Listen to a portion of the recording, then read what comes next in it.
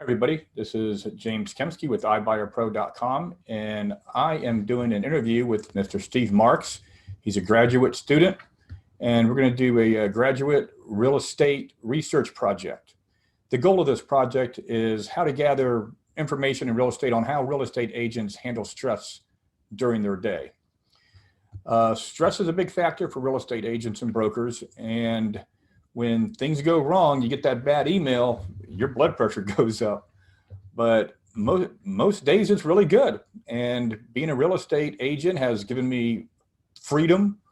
In the past, I've been doing real estate since I was in my early 20s, started out in Florida. And then when downturns hit, I had to get other jobs to supplement income.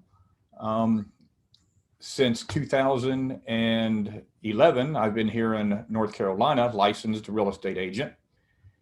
And since then, it's been great. It has some rocky, start, and then we were able to gather more clients and repeat business.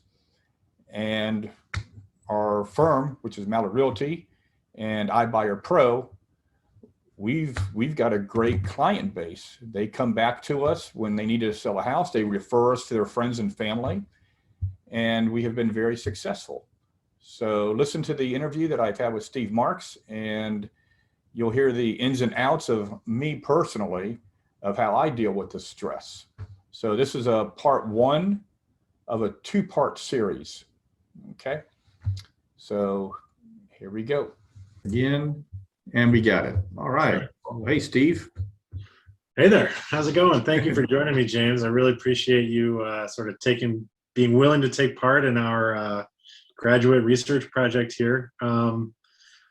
What the purpose of all this is I'm in grad school, and I'm in the middle of a design thinking class. Right. And we're learning how to conduct qualitative research by sort of choosing a context and the people who sort of operate within that context, and we're interviewing them and asking them questions and asking them to sort of visualize their experience within that context. Okay. And we're going to take all of the information that we collect and sort of spread it out and map out the themes, and then from there we'll be able to come up with, hopefully solutions or innovative ideas that we can ideate on in order to eventually add value back into that context that we chose. How to improve the real estate game, basically. Yeah, exactly. So being in real estate, I lobbied my group members to agree to do real estate first, and they were very gracious about it. And so, the next step was, hey, let's all find realtors we can talk to. And of course, I thought about you and the guys at Mallard, and I'm just really, really appreciative that you guys raised your hands and you're willing to kind of talk to me about everything. So. Perfect. Worked out good. Well, ask away. Okay, cool. So what we can sort of start with is just kind of a general chat about, how's the market treating you right now? I know you kind of have a different situation than many other agents do. And so, how do the specific market dynamics affect your day-to-day, and how do you feel about it? It's busy. We get phone calls and leads that come in all the time. By the time we organize a showing, that house is pretty much under contract a lot of times. Yeah. Instance happened to me last night. I had a showing scheduled for 6 o'clock. All right, I'm constantly monitoring it, and this was about 3:30, 4 o'clock. I get a message saying the house that we were scheduled to see is now contingent. So unfortunately, my buyer wasn't quick enough, but you have to be quick in this market. That's why you see a lot of these bought on sight unseen offers that are coming in and contracts that are being done. And those contracts are done with a lot of due diligence money. And I don't know if you are familiar with due diligence money, but due diligence money is money that's put up front from the buyer. The buyer pays the seller to take the property off the market for a certain amount of time. And if they decide not to buy that property, they lose that money, and they've had due diligence go as high as 100,000. That's big mistakes. It's crazy. Yeah.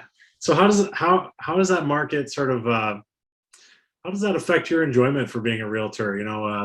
Are you the kind of person who you feel the rush and you love it, or are is it a grind, or, how do you kind of, when you're at home at the end of the day and, you close your laptop or whatever, like, what do you think about? Well, think about new strategies how to secure the properties and houses for our buyers. Okay.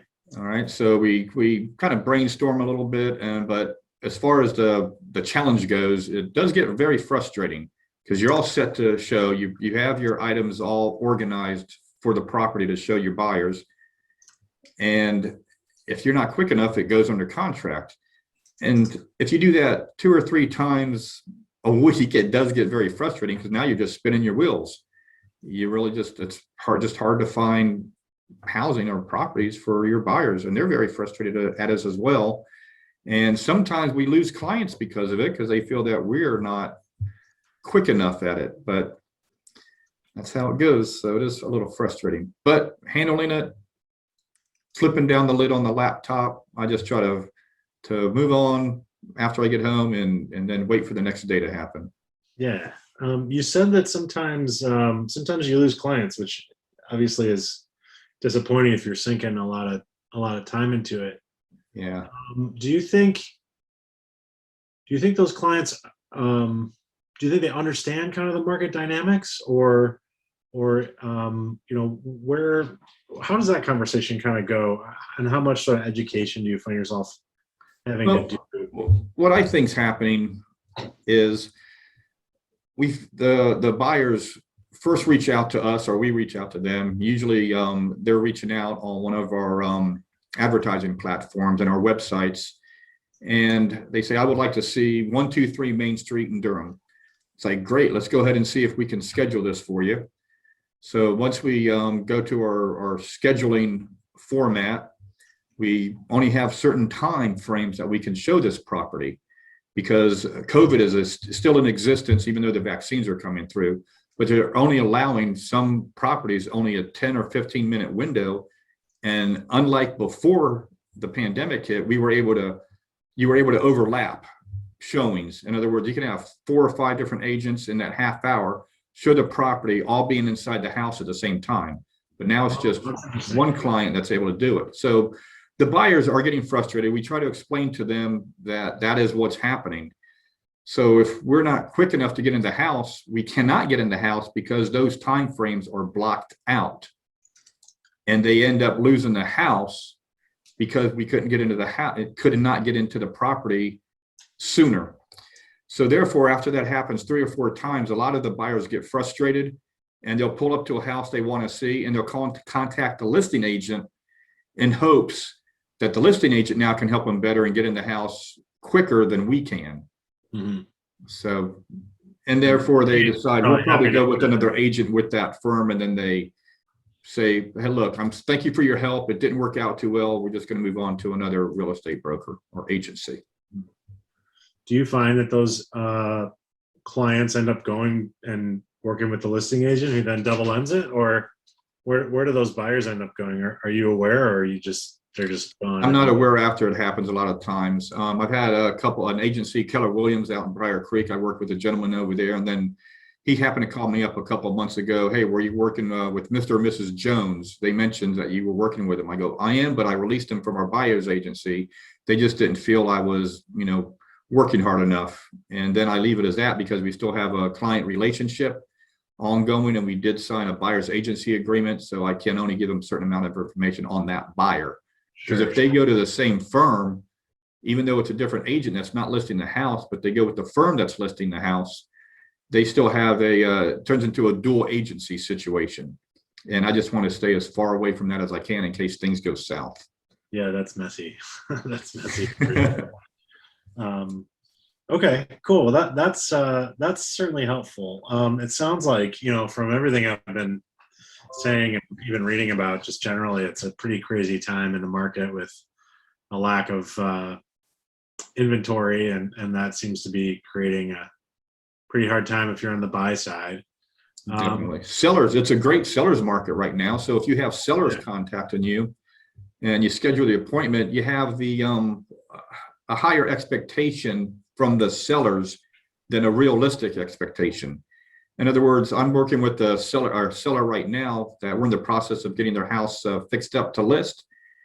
And the more information they read about the housing market, we've already agreed on a set price to start, but now they want to creep it up a little bit. If you try to capitalize too much on this market, your house will sit on the market, even though we have a glut of inventory that's on there. It's not going to create demand. If you have a house that you know is only worth 400,000, and you could probably creep it up to about 420 on an MLS list to create enthusiasm for it, to create clients and buyers to come in there. But if you list it too high, you say, let's just go ahead and pop it up to 550,000. They see a 2-bedroom, 1-bath house, 1,200 square feet for 500,000. They're going to say, "Are you kidding me? Forget it." They're getting greedy, basically. We're just going to go ahead and go over to the same square footage type house, same neighborhood for 200,000 less. Whereas that property has created interest in. So now that $220,000 property, they're getting to get to 400,000. The offers will come in. But if you go too high, you're not going to get offers like you think you will. Yeah. How is the market sort of impacting your ability to get seller business specifically? Do you find that sellers, on the whole, are they shopping around to different agents? Are they committed to you at the beginning? Do they think they don't need an agent? How is the skyrocketing sort of pricing affecting your job on the sell side? Well, once we have our initial, we call a listing consultation, we map out a game plan for our firm. And I'd say about 90% of the time, they will choose us before going to another real estate agent or considering it for sale by owner or one of the iBuyer programs they have out now. We've had several sellers that contacted us. They did not like the numbers that we gave them. They go, "I think I can do better." They'll call up Opendoor, or Zillow has an iBuyer program now, or Mark Spain Real Estate, and they buy properties also. And then they resell it under their name because now they're the new owner. But a lot of times the sellers are finding that our first pricing that we came up was more realistic than the iBuyer companies that they were checking it out or even doing a for sale by owner. They didn't realize how much was involved in listing their house. Mm-hmm. Don't a lot of the iBuyer programs also have like 10% fees and stuff that they just chunk out of the? Yeah, they have convenient fees. They have extra listing fees.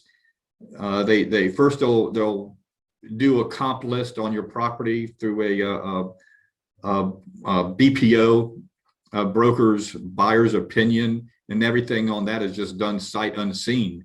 And then when they finally get into the house, say Opendoor offers you right off the cuff online, "We think we can buy your house for 400,000.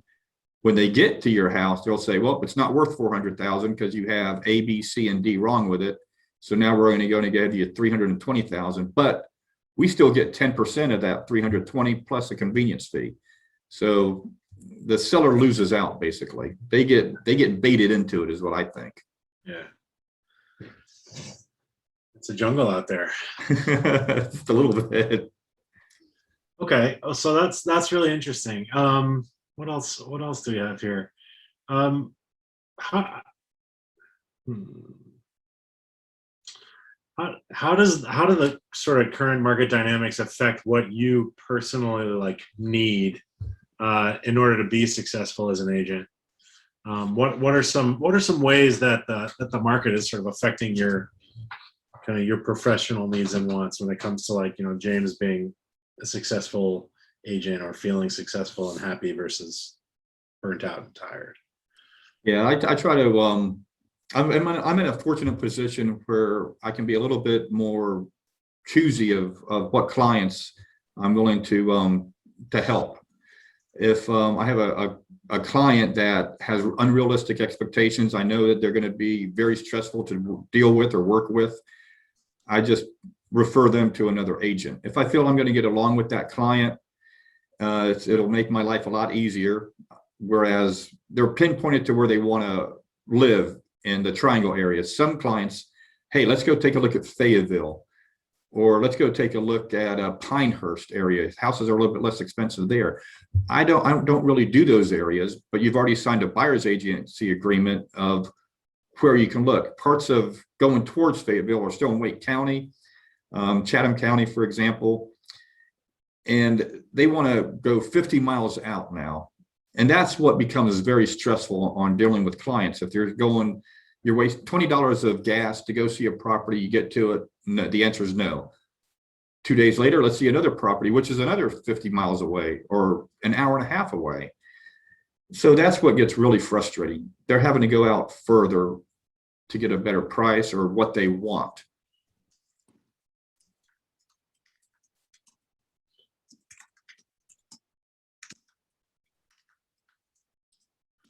That's helpful. Yeah, it kind of, you know, being forced to go out sort of eats into your time and your gas and your, you know, everything, right? I mean, Yeah, that can be a little challenging. It's very challenging.